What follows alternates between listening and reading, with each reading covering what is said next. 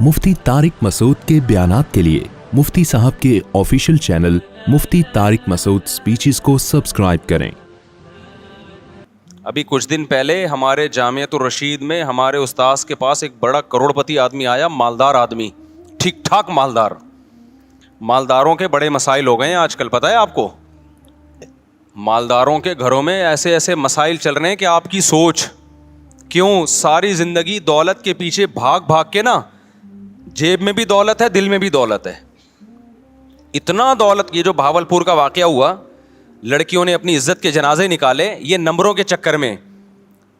क्यों भाई, नंबर में ऐसी क्या बात है कि आप अपनी इज्जत बेच दो प्रोफेसर के सामने? हमारे लिए नंबरों की वैल्यू नहीं है, इन लड़कियों के लिए बड़ी वैल्यू है, क्योंकि इससे इनका फ्यूचर वाबस्ता है। इनको पता है जब तक अच्छे नंबर नहीं आएंगे अच्छी जॉब नहीं मिलेगी, अच्छी जॉब नहीं मिलेगी पैसा नहीं आएगा, पैसा नहीं आएगा तो गरीब रहेंगे, गरीब रहेंगे तो नाकाम हो गए।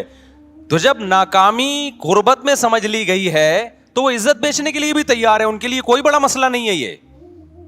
वो दूसरे की जिनसी तस्कीन के लिए भी तैयार है, बस पकड़े ना जाए, पता ना चले, छुप के सब कुछ हो सकता है। ये हमारी यूनिवर्सिटियों ने जहन बनाया है लोगों का कि पैसा ही सब कुछ है। खुदा का खौफ, अल्लाह, आखिरत, ये यूनिवर्सिटियों के टॉपिक ही नहीं है। नहीं, यही बात मेरा ख्याल है। मुझे बहुत लोगों ने कहा भावलपुर यूनिवर्सिटी में ऐसा हुआ, बयान दें। मैंने कहा क्या बयान दें, एक यूनिवर्सिटी में हो रहा हो तो हम बयान दें ना। तो पता नहीं कहाँ क्या क्या हो रहा है यूनिवर्सिटियों में, तो बहुत कुछ हो रहा है। जब आपने दिमाग ये बना दिया लड़कियों का कंपटीशन, नंबर, तरक्की तरक्की तरक्की तरक्की, बस, तो उसका रिजल्ट तो यही निकलेगा। यूरोप में तो इससे भी आगे होता है, आप क्या समझ रहे हो? उनके लिए तो ये छोटे छोटे मसाइल हैं, उनके लिए तो ये मसला ही नहीं है ना। अगर उनको इस पे, वो तो कहते हैं ये तो पता नहीं छिछोरी बातें, ये पाकिस्तानी लोग इस तरह की बातें करके डिप्रेशन में जाते हैं। उनके लिए तो ये बहुत छोटे मसाइल हैं। तो वो तो अगर मर्जी से हो रहा है वो तो फिर सब कुछ जायज़ है उनके यहाँ। तो जब आपने हर चीज़, दौलत को, पैसे को, इज्जत को, शोहरत को, और वो नंबरों से ही हो रही है। एक यूनिवर्सिटी के तालिब इल्म या तालिबा के लिए सबसे ज़्यादा वैल्यू किसकी है? नंबरों की है। तो नंबर उसको मिल रहे हैं तो आखिरत का कहाँ से खौफ होगा उसके दिल में? वो तो कहेंगे हम नाकाम है अगर हमें नंबर नहीं मिले। तो मैं बता रहा था, वो करोड़पति ताजिर आए हमारे यहाँ, उस्ताद से मिले, उन्होंने बताया कि मैं इस कदर डिप्रेशन में हूँ कि बता नहीं सकता। उन्होंने कहा मैंने सारी ज़िंदगी बीवी को अच्छा खिलाया, औलाद को अच्छा खिलाया, अब तन्हाई में सिसकियाँ ले रहा हूँ, खांसता हूँ तो कोई पानी का पूछने वाला नहीं है। समझ में आ रही है बात कि नहीं आ रही है? खांसता हूँ ना, कोई बेटे को ये तौफीक नहीं मिलती कि पूछ ले अब्बा पानी तो नहीं चाहिए। हालांकि उसके एहसानात अपनी बीवी बच्चों पे एक गरीब आदमी से कई गुना ज़्यादा है। लेकिन बीवी को पैसा खिला खिला के पैसे का हवस दिल में डाल दी। इतना पैसा मिला बीवी को कि वो समझने लगी कि दुनिया में सब कुछ क्या होता है? पैसा। ख्वाहिशात पूरी हो रही है ना। बच्चे भी एक आध, बच्चे ज़्यादा पैदा नहीं किए ताकि इनको ज़्यादा पैसा खिलाऊं मैं, तो बच्चे भी एक आध हैं। अब वो एक ही, जब वो भी पैसे का मरीज़ है, उसको पता है मेरे बाप ने नस्ल क्यों रोकी है? पैसा बचाने के लिए। तो पैसा बचाना असल मकसद कायनात है, लिहाजा हम भी क्या करेंगे? पैसा बचाएंगे। तो पैसा तो भाई औलाद पे खर्च करो तो भी कम होता है, बाप पे खर्च करो तो भी कम होता है। नहीं यारी खोपड़ी शरीफ में बात? भाई जब बच्चे रोके जाएंगे इसलिए कि औलाद ज़्यादा होगी तो उन पे खर्च होगा, जब खर्च होगा तो पैसे कम हो जाएंगे। तो वही फलसफा तो अब्बा पे भी आता है ना सादिक। तो फिर अब्बा पे भी खर्च करने से कम होते हैं तो बेटे पे खर्च करने से भी कम होते हैं, तो नस्ल रोको। तो जब ये दिमाग शरीफ में बैठ गया कि पैसा जितना रोका जाएगा बढ़ेगा, तो भाई फिर तो गरीब पे खर्च करो या अब्बा पे खर्च करो, कम तो दोनों सूरतों में हो रहा है।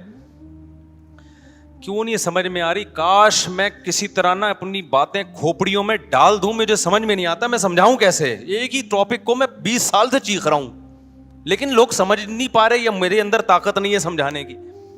खुदा की कसम, मजहब को फॉलो नहीं किया ना, जो इस्लाम कह रहे हैं ना, आंख बंद करके मानते चले जाओ, इससे तुम्हारी दुनिया जन्नत बन जाएगी, आखिरत तो बाद में। हमने तो उलमा को देखा है, खुदा की कसम जेब में थैला नहीं है, ऐसे खुश हैं इतने। हम पैगंबर से बढ़कर कौन होगा? हमारे नबी के घर में 40 दिन खाने को रोटी नहीं, चूल्हा नहीं जलता, 9 बीवियां, बेवा से शादी, और उसके यतीम बच्चे लेके पाल रहे हैं। ऐसा नबी नस्ल रोकने का हुक्म देगा तुम्हें? ابے کیا ہو گیا؟ دیکھو ایک نبی ہے جو غربت کی انتہا کو پہنچا ہوا ہے, وہ شادی بھی کتنی کر رہا ہے؟ 9 بیویاں ایٹ اے ٹائم. ان کے خرچے 9 گنا بڑھ گئے نا ہم لوگوں سے, اور اپنی نسل بھی نہیں روک رہے. وہ تو اللہ نے آپ کو اولاد نہیں دی, اس میں بڑی حکمتیں تھیں, تاکہ نبی کی اولاد میں بیٹا نہیں اللہ نے دیا نا, بیٹے ہوئے تو کیونکہ آپ آخری نبی ہیں. کیونکہ جو نسل چلتی ہے نا پیغمبروں کی, وہ تو ساری اولادوں میں چلتی ہے نا, تو اللہ نے آپ کو نرینہ اولاد کو زندہ ہی نہیں رکھا تاکہ نبوت کا بالکل دروازہ بند ہو جائے. کوئی آپ کی نرینہ اولاد ہو ہی نہیں کہ تاکہ کوئی بعد میں کہہ سکے کہ نبی آ سکتا ہے. نہیں, اس میں بڑی حکمتیں تھیں. لیکن ہمارے نبی غربت کی انتہا پہ, شادیاں بھی کتنی کر رہے ہیں؟ 9 بیویاں. اور ایک ام سلمہ جو بیوہ تھی ان سے بھی نکاح کیا. انہوں نے کہا میرے بچوں کا کیا ہوگا؟ فرمایا بچے بھی لے آؤ. ہمارے ہاں جو لبرل طبقہ ہے وہ کہہ رہے اپنے بچے پیدا نہ کرو, اس سے تمہاری آمدن کیا ہو جائے گی؟ کم. اور پیغمبر کیا کہہ رہے ہیں؟ اتنی کم جتنی میری ہے, یعنی نبی بزبان حال بتا رہے ہیں اتنی تو کسی کی بھی کم نہیں ہو سکتی. اور ایسے میں پیدا کرنا تو دور کی بات, دوسروں کے بچے بھی کیا کر رہا ہوں؟ اپنی کسٹڈی میں لا رہا ہوں. تو اسلام اور یہ لبرل لوگوں کے نظریات 180 ڈگری پہ ہیں کہ نہیں ہیں؟ مجھے یہ بتاؤ خالی. تو اسلام کیا سمجھانا چاہ رہا ہے پیغمبر کی سیرت سے؟ بھائی پیسہ کماؤ, فکر کرو, لیکن انسانوں پہ خرچ کرنا مت چھوڑو. نہ انسان کی نسل کو روکو یہ سوچ کے کہ کھا جائے گا ہم سے, نہ ماں باپ پہ خرچ کرنا روکو یہ سوچ کے کہ کم ہو جائیں گے. بلکہ نبی نے فرمایا صدقہ کرنے سے مال کم نہیں ہوتا بلکہ بڑھتا ہے. اوپر والا ہاتھ اللہ کو نیچے والے ہاتھ سے زیادہ محبوب ہے. اس لیے مسلمان, ہم نے علماء کو دیکھے ایک دھیلا بھی جیب میں نہیں ہے, ٹینشن میں پھر بھی نہیں ہے, خرچ پھر بھی کر رہے ہیں. ہمارے نبی تو غریب آتا تھا ادھار لے کے دے دیتے تھے اس کو. کتنے صحابہ ایسے ہیں کہ شہادت کے وقت پتہ چلا کروڑوں روپے قرضہ تھا ان کے اوپر, وہ قرضہ پھر ان کی وراثتوں سے نکلا. برکت, امام بخاری نے ایک باب باندھا ہے کہ مجاہد کے مال میں برکت, مجاہد کے مال میں برکت. وہ صحابی رسول ساری زندگی جہاد میں گزری, تو جہادی سامان کے لیے ضرورت ہوتی تھی, وہ قرضہ لیتے تھے. اللہ نے ان کے مال میں اتنی برکت دی کہ ان کی کروڑوں روپے کی قرضے ان کے انتقال کے بعد ادا ہو گئے.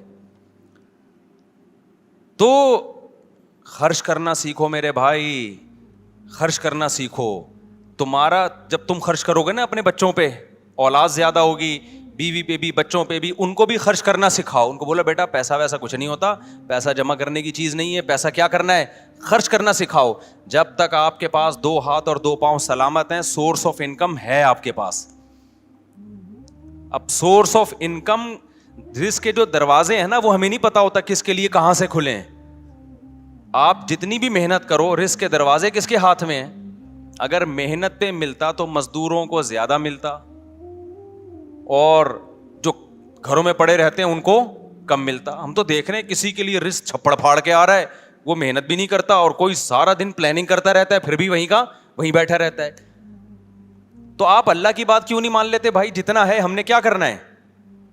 اللہ کے لیے خرچ کرنا ہے. تو اللہ کی بات مان لو اور اللہ پہ کیا کرو؟ توکل. پھر اگر غربت بھی آئے گی تو آپ کہو گے مجھے کس نے غریب رکھا ہوا ہے؟ اللہ نے. تو میں اس تقدیر پہ راضی ہوں کیونکہ میں دنیا کو مسافر خانہ سمجھتا ہوں. لیکن ہوتا یہ ہے کہ جب آپ خرچ کرنا شروع کرتے ہو تو اللہ غریب رکھتا نہیں ہے, دیتا رہتا ہے. میں تو ایک مثال دے رہا ہوں کہ بالفرض غریب ہی ہو جاؤ گے نا, نہیں آئے گا نا, تو کس کے لیے کر رہے ہو بھائی؟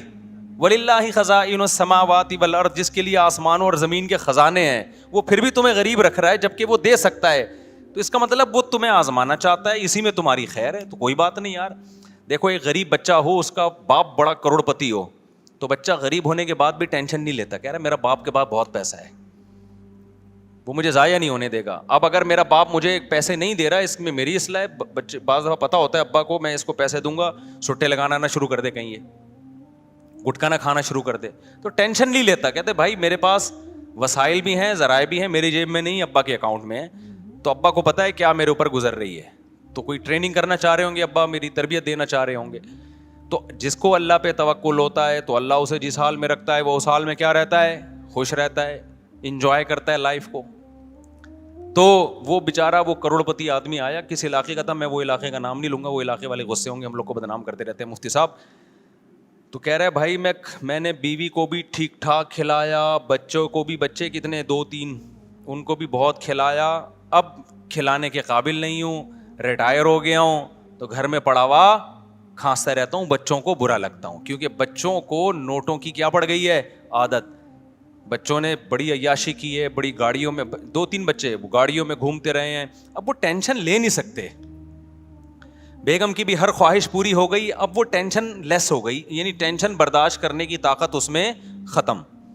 اب جب ٹینشن برداشت کرنے کی طاقت ختم ہے تو بوڑھے شوہر کو برداشت کرنا, اس کی کھانسی کو برداشت کرنا, اس کی خدمت کرنا, یہ سب چیزیں ان لوگوں کے لیے بڑی مشکل ہوتی ہیں. دیکھو دولت مند لوگ یا جو بے دین لوگ ہیں, ان کی جوانی کو دیکھ کر کبھی بھی دھوکے میں نہ آیا کرو. یہ تھوڑے دن کا ان کے مزے ہوتے ہیں, اس کے بعد جب ان کی عمر بڑھنے لگتی ہے, ان میں آپس میں ریلیشن نام کی کوئی چیز نہیں ہوتی, ان میں ریلیشن بالکل نہیں ہوتا, ہوس ہوتی ہے بس ہوس. تو اور ہم نے غریبوں میں دیکھے ہیں 10-10 سال ہو گئے باپ کو کومے میں گیا ہوا ہے, بیٹا باپ کی چارپائی نہیں چھوڑتا کہ ابا کو کس وقت کس چیز کی ضرورت پڑ جائے گی, کہیں جاتا ہے تو دوسرے بندے کو کھڑا کر کے جاتا ہے. یہ جو یورپ میں معذوروں کی اتنی خدمت ہوتی ہے نا, گورنمنٹ پیسے دے رہی ہوتی ہے, ہر معذور کو 2 بندے دیے ہوئے ہوتے ہیں, ہم بڑی تعریف کرتے ہیں کتنی اچھی سوسائٹی ہے یار, وہاں ہر معذور کو 12 گھنٹے کی ڈیوٹی سے گورنمنٹ بندہ دیتی ہے. گورنمنٹ اگر وہاں لوگوں کو بندے نہ دے تو معذور روڈ پہ پڑے ہوئے ہوں, وہاں پہ سگا بھائی بھی اپنے لنگڑے بھائی کو گھر میں رکھنے کے لیے تیار نہ ہو. گورے کے پاس ٹائم نہیں ہے اپنے باپ کو اپنے گھر میں رکھے, وہ اپنے بھائی کو کہاں سے رکھے گا. بھائی میں سمجھا پا رہا ہوں اپنی بات. لوگ بڑی تعریف کرتے ہیں نا, ایکچولی وہ ملکوں میں کتنی آرگنائزڈ کنٹری ہیں, مجھے سامنے کے لیے بہت پھینک رہے ہوتے ہیں, میں کبھی بھی متاثر نہیں ہوتا, اللہ کا بڑا فضل ہے. میں کہتا ہوں ہم لوگ لنگڑے لولے ان سے زیادہ اچھے ہیں. یہاں معذور بھائی ہوتا ہے, دوسرا بھائی اس کے لیے بھیک مانگ رہا ہوتا ہے بیچارہ, ساری زندگی اس کے لیے رو رہا ہوتا ہے. انسانیت یہاں ملے گی آپ کو, وہاں نہیں ہے. وہاں انسانیت کے باتیں ہیں, دعوے ہیں, تھوڑی بہت مل جائے گی تھینک یو وینک یو, بس اس سے زیادہ نہیں ہے. یہ بچہ آیا کہاں سے آیا, مجھے تو لگ رہا ہے مریخ سے آیا یہ دیکھو باہر سے آیا. تو انسانیت جتنی یہاں ہے وہاں نہیں ہے. تو وہ جو معذور ہے نا, ایک اپاہج ہو گیا, معذور ہو گیا, گورے کے پاس ٹائم تھوڑی ہے اپنے بھائی کی 12 گھنٹے خدمت کرے. وہ کہہ گیا ایکچولی ترقی کرنی ہے, میں نے پیسہ کمانا ہے, میں کیوں 12 گھنٹے اس کی خدمت کر کے جنت کماؤں. وہ جنت کو مانتا ہی نہیں ہے. اور میں نے یہاں لوگ دیکھے ہیں 10 سال سے باپ کومے میں پڑا ہوا ہے, بیٹا خدمت میں لگا رہتا ہے, کہیں باہر جاتا ہے دوسرا بھائی, وہ جاتا ہے تیسرا بھائی, چھوڑتے نہیں اپنے باپ کو. کافروں کا تو کوئی بھروسہ نہیں ہے, چپکے سے موت کا ٹیکا لگا دیں کہ یار یہ ٹینشن. میں نے ایسے بڑے واقعات سنے ہیں. ایک جگہ میرا جانا ہوا, میں علاقوں کے نام نہیں بتاتا, پھر وہ لوگ غصہ کرتے ہیں, کہ وہاں لوگوں نے بتایا کہ ہمارے علاقوں میں ایسا ہوتا ہے غیر مسلموں کے یہاں, کہ باپ بوڑھا ہے, وہ عمر زیادہ ہو گئی, کھانستا رہتا ہے, تو چپکے سے ڈاکٹر کو پیسے کھلائے, بھائی اس کو ٹیکا شیکا لگا کے مارو اس کو, کیونکہ کسی کام کا نہیں ہے. بہت ہوتے ہیں ایسے کیسز. اماں بوڑھی ہو گئی, کسی کام کی نہیں ہے, بھائی ٹیکا شیکا لگا کے اس کو چلتا کرو, آگے بستر پہ پڑی ہوئی اور کوئی کام تو ہے نہیں. کیونکہ جب ان کے یہاں ترقی سب کچھ ہے تو پھر یہ تو سب بوجھ لگیں گے نا سوسائٹی کو. یہ تو گورنمنٹ نے کچھ قوانین سازی کی ہوئی ہے, ورنہ بڈھوں کا کوئی حال نہیں تھا وہاں پہ. دیکھو ضرورت ایجاد کی ماں ہے, یہ سنا ہے نا. وہاں یہ ضرورت تھی کہ بوڑھوں کے لیے اولڈ ہاؤس بنے, معذوروں کے لیے قانون سازی ہو. ضرورت کیوں تھی؟